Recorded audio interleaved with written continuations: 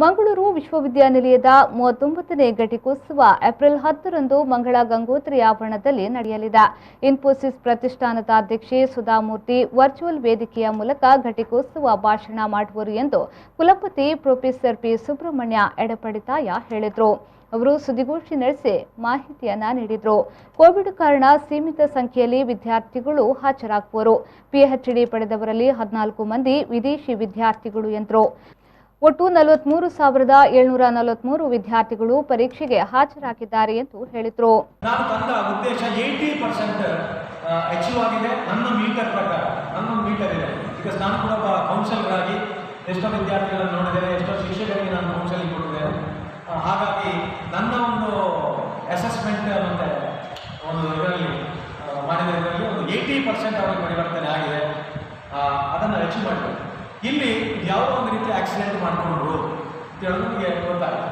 ಈ ಪತ್ರಿಕಾ ಮತ್ತು ದೃಶ್ಯ ಮಾಧ್ಯಮದಲ್ಲಿ ಚರ್ಚೆಗಳೆಲ್ಲ ಆದದ್ದು ಅದು ನನ್ನ ಗಮನಕ್ಕೆ ಬಂದ ನೋಡಿ ನಾವು ಸುಮ್ಮನೆ ಕೊಡುವಾಗಿಲ್ಲ, ಆಯ್ತಲ್ಲ. ಇಲ್ಲಿ ನಾವು ಏನು ಮಾಡಬಹುದು, ನಮ್ಮ ಸರ್ವಿಸ್ ರೂಲ್ಸ್ ಮತ್ತು CC ಏನಿದೆ, ನಮ್ಮದು ಕಂಟ್ರೋಲ್ ಕ್ಲಾಸಿಫಿಕೇಶನ್ ಮತ್ತು ಅಪೀಲ್ ರೂಲ್ಸ್ CCA. ಅಂದರೆ ಈ ನಮ್ಮ ಶಿಕ್ಷಕ ಬಂಧುಗಳ ನಡವಳಿಕೆಗಳನ್ನು ಕಂಟ್ರೋಲ್ ಮಾಡಲಿಕ್ಕೆ ನಮ್ಮಲ್ಲಿ ಕೋಡ್ ಆಫ್ ಕಂಡಕ್ಟ್ ಇದೆ, ಸರ್ವಿಸ್ ರೂಲ್ಸ್ ಇದೆ. ಅದರಾಗಿ ಈ CC ಅಂತ ಹೇಳುವ ಸ್ಟ್ಯಾಚ್ಯೂಟ್ ಇಟ್ಕೊಂಡು ನಾವು ಅವರಿಗೆ ಪನಿಷ್ಮೆಂಟ್ ಮಾಡಬಹುದು. ಪನಿಷ್ಮೆಂಟ್ ಮಾಡಬೇಕಾದ್ರೆ ಪರೀಕ್ಷಾಂಗ ಕುಲಸಚಿವ ಪ್ರೊಫೆಸರ್ PL ಧರ್ಮ ಅವರು ಮಾತನಾಡಿ, ಈ ಬಾರಿ ಯಾರಿಗೂ ಗೌರವ ಡಾಕ್ಟರೇಟ್ ಹಾಗೂ ಡಿಲಿಟ್ ಇಲ್ಲ. 117 ಮಂದಿಗೆ PHD, 10 ಚಿನ್ನದ ಪದಕ, 101 ನಗದು ಬಹುಮಾನ, 188 ಮಂದಿ ರ್ಯಾಂಕ್ ಪಡೆಯಲಿದ್ದಾರೆ. ಈ ಬಾರಿ 43,743 ವಿದ್ಯಾರ್ಥಿಗಳು ಪರೀಕ್ಷೆಯನ್ನ ಬರೆದಿದ್ದಾರೆ. 33,806 ಮಂದಿ ಉತ್ತೀರ್ಣರಾಗಿದ್ದಾರೆ ಎಂದು ಹೇಳಿದರು.